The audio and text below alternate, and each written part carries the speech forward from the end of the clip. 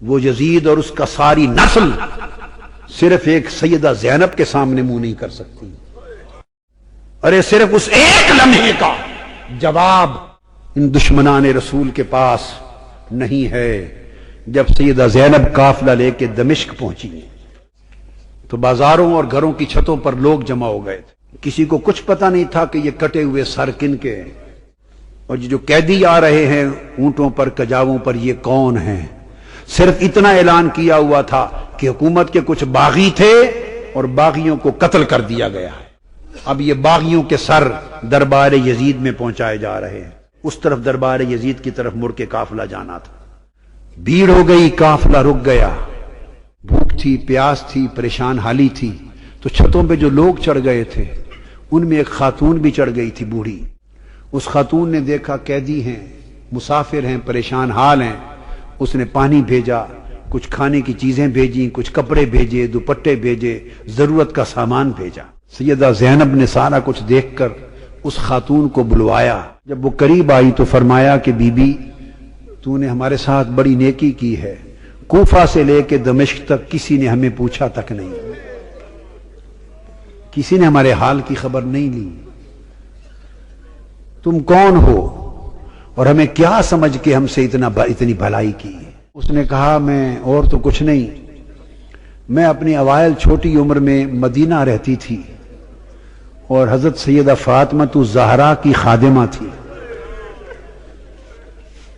پھر جب ان کا وصال ہو گیا تو مدینہ چھوڑ کے دمشق آ گئی، پھر وہاں نہیں رہی. تو تم نے اتنی نیکی کی ہمارے ساتھ کیا سمجھ کے؟ اس نے کہا مجھے اور تو کچھ معلوم نہیں.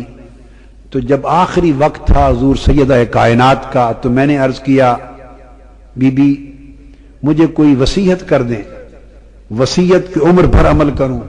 تو انہوں نے مجھے، جانتی تھی کہ میں دمشق سے ہوں، انہوں نے مجھے وصیت کی تھی.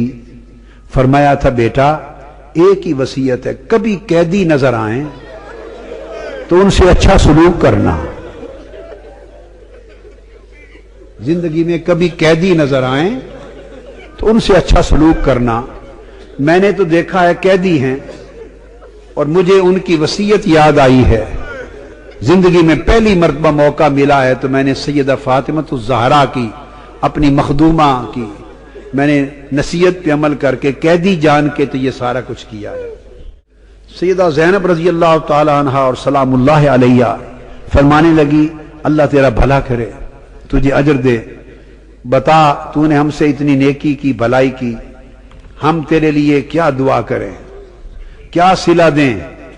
ہم تو اس وقت خود مسافر ہیں، قیدی ہیں، لٹے ہیں، مظلوم ہیں، بے یار و مددگار ہیں، ہم تیرے لیے کیا دعا کر سکتے ہیں؟ اس نے کہا بی بی میری ایک ہی آرزو ہے عمر بھر کی، وہ دعا کر دیں.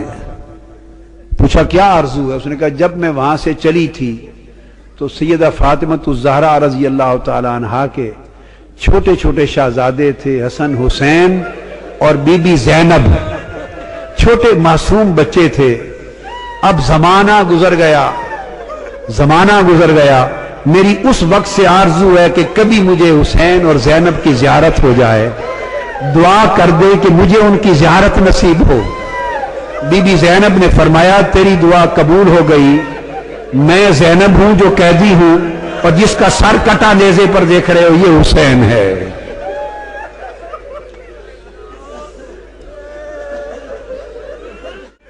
اللہم صلی علی سیدنا و مولانا محمد وعلی آلہ وصحبہ وبارک وسلم.